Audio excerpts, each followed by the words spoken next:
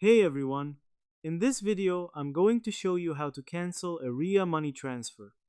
Let's get into it. First, open your activity list.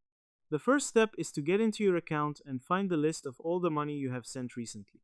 You need to find the specific transfer that you want to stop. Log into your account and click on the button that says Activity or Recent Transfers.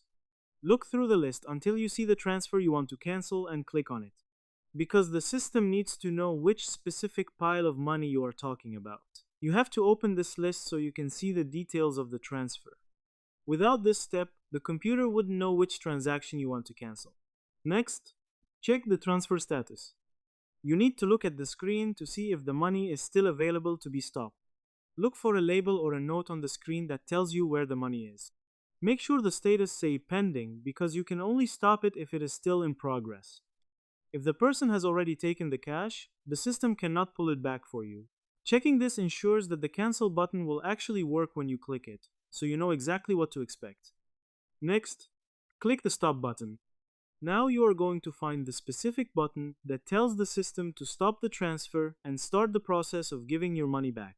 Look for a button or a link at the bottom of the screen that says cancel. Click the button and then pick a reason from the list to tell them why you want to stop. This is the most important part because it officially tells the system to hold the move. By clicking this button, you are starting the process of returning the funds to your bank or card for you. It is the key step to getting the right output and making sure the cash doesn't leave the system. And that's it. To cancel a transfer in RIA, you must first go to your activity list to find the right transaction. Then, you check that the money hasn't been picked up yet. Next, you click the cancel button and give a reason. Finally, you confirm the choice and wait for your money to return. I hope this helped you out, and I see you in the next one.